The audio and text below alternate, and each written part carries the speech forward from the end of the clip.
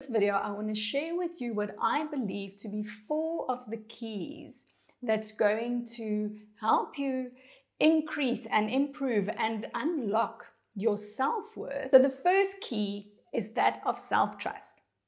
Self-trust is a very, very big topic, and to me it has 2 aspects. It is the self-trust of trusting myself, but it also is related to trusting the universe. And I know there are many of us who feel that the universe is an unfriendly place, who feel that the universe doesn't have our back, who feel that we are all alone and we have to simply rely on ourselves to get by.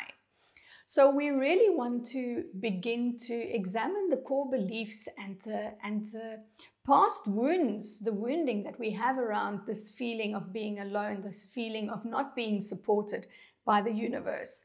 And putting that onto ourselves, not feeling supported by ourselves. Okay, so a lack of self-trust also implies that I feel that I don't support myself. I feel that I can't rely on myself. And I was listening to a podcast the other day by, I think it was Maddie Moon, where she spoke about your yes being your yes and your no being your no. And you cannot know your yes from your no until you know what a no sounds like or feels like in the body. And to me, that's a beautiful entry point into beginning to develop self-trust, is to begin to understand, what does a hard no feel like to me, so that I know what a hard yes feels like to me. And if I am able to begin to tell my yes from my no, if I'm able to stand fully in my own yes, can you see how that leads to me knowing that I'm there for myself, I can support myself, I can trust myself, I can trust my decisions.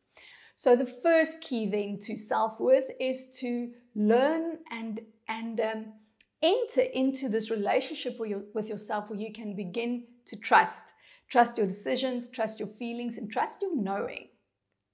The second key is to work with self-acceptance. So this is another big theme that I work with many of my clients. It's the theme around self-acceptance and truly accepting all parts of yourself. You know, even the parts that we reject, the parts that we deny, the parts that we wish weren't so. Self-acceptance is the key to self-love. You cannot love yourself if you don't accept yourself. And it's quite obvious, but sometimes we forget that step. We want to work on self-love, and we tend to maybe perhaps only look at the external things that I can do to make myself acceptable to the outside world according to societal norms and conditioning. And we don't always take the steps to really accept and work with those shadow aspects, because again, if I'm fully going to accept myself, I have to face my shadows. I have to bring my shadows into the light so that I can integrate them and take them on as a full part of my lived experience. The third key that will help you unlock your self-worth is to have strong boundaries. And the boundaries that I specifically want to talk about today, I talk about boundaries a lot because it's so important. And I talk about both boundaries to the outside world and boundaries for ourselves. We have to be able to not only draw the line out there, but also draw the line within ourselves. But specifically for this video, boundaries with regards to self-worth, I want to talk about this industry that exists out there which preys on our insecurities. We have to stop ourselves from being sold to. We have to stop listening to this industry that tells us that there's something wrong with the way that we look and that we need to change our appearance, our figure, our hair, our body shape. We have to change all of those things in order to be more acceptable. As long as we keep on looking for that validation outside of yourself, which is again that shadow aspect, you're looking for validation outside of yourself that who you are is acceptable. Can you see how that is blocking your road to self-worth? So as practice that I can suggest to you here is, whenever you feel yourself comparing yourself to others, or you feel less than whenever you see something online or in social media, really check in with yourself and ask, is this the truth of who I want to be?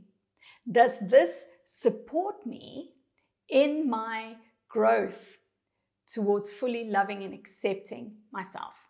So that's a good reflection question for you to work with so that you can start to see where you want to draw your boundaries. Okay, the final key that I have for you then is ritual. I think ritual, especially for us as women, ritual is a beautiful way for us to lock back into our bodies, to get out of the domain of the masculine, which is in the mind, into the domain of the feminine, which is the body. And ritual is going to help us to do that. So one of the things that is so important when we work with our feminine energy is, if you remember that the masculine is all about go, go, go, it's all about striving. The feminine is all about slowing down. And ritual is going to help you to do that. Now, the thing is, we have rituals all the time. A lot of these rituals are unconscious, but our brains have been designed in such a way that we create rituals around things to make us more efficient. Okay, so rituals are already a part of your life. And what you can begin to do if you want to use your rituals to enhance your self-worth, to unlock your feminine energy, is to become conscious of the types of rituals that you can engage in. So, for example, cyclical living, which is something that I spoke about in one of my previous videos, is a ritual that I've adopted now, which allows me to slow down.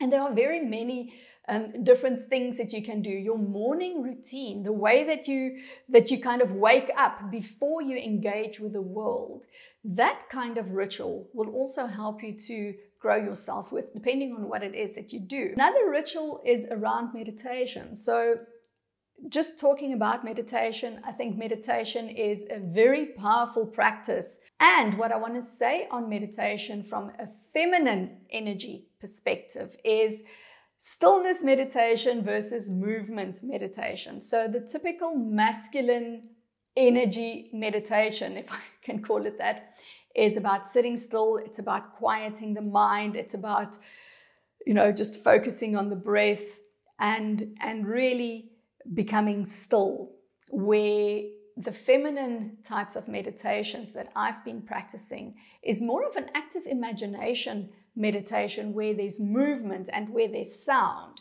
And this kind of ritual is also going to help you. This was really a very brief overview of 4 of the different keys or aspects that will really help you to step fully into your self-worth and to love yourself and see that you are a valuable and wonderful human being. And I'd love to know from you which of these resonated the most with you and which one you're going to try first. So let me know in the comments.